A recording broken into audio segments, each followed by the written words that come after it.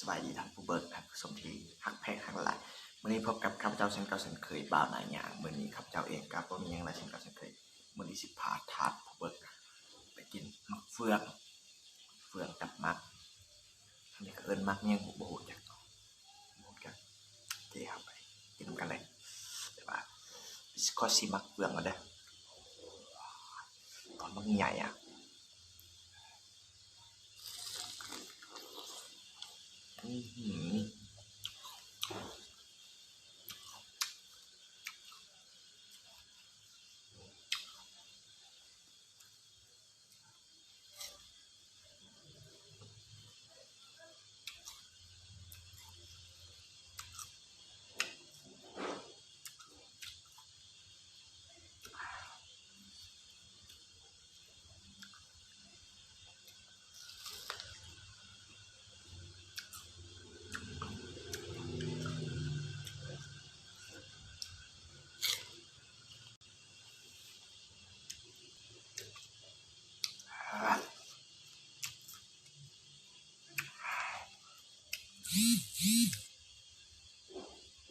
ต้องไปชิมนะมักเมี่ยงหูบูเด็ด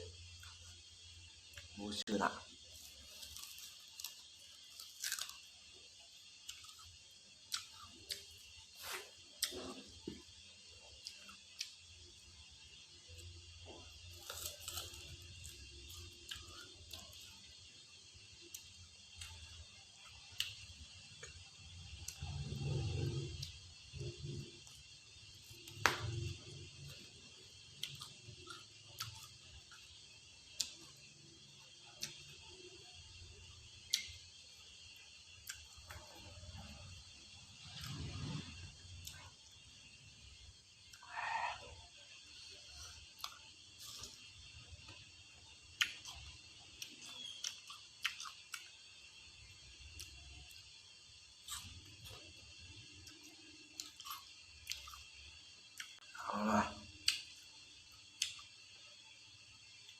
ส่วนในเรามักเฟืองนี่ละ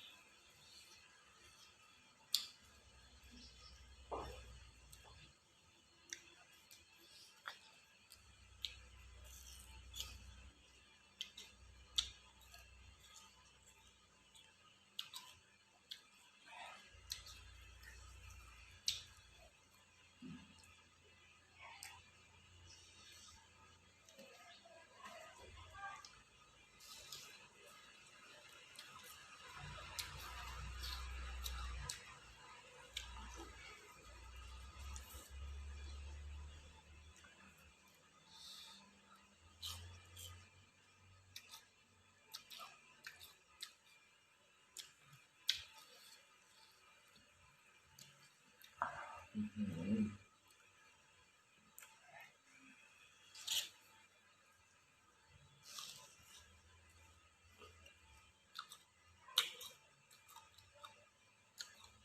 ลาน้ำแตกเลยพี่อะน้ำแตกเลย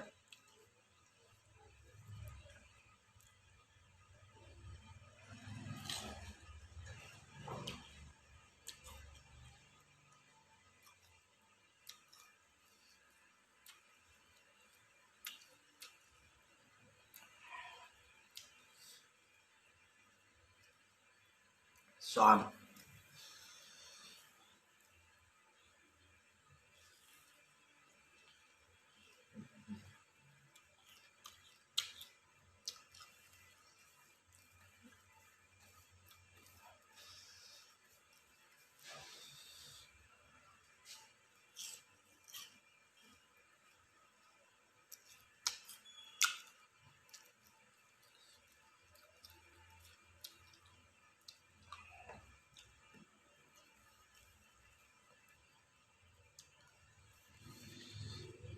โอเคเนาะ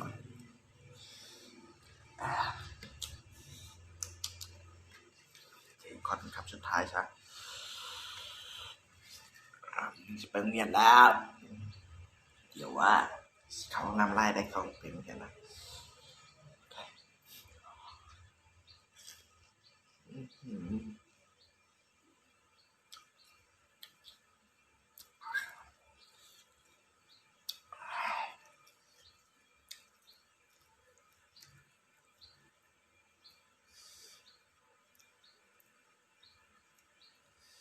เนาะถ้ามักวิดีโอนั้นก็อย่าลืมกดไลค์กดแชร์กด subscribe เพื่อเป็นกำลังใจกับบ้านมาอย่างเดียวกับกำลังใจในการที่คลิปต่อไปเนาะ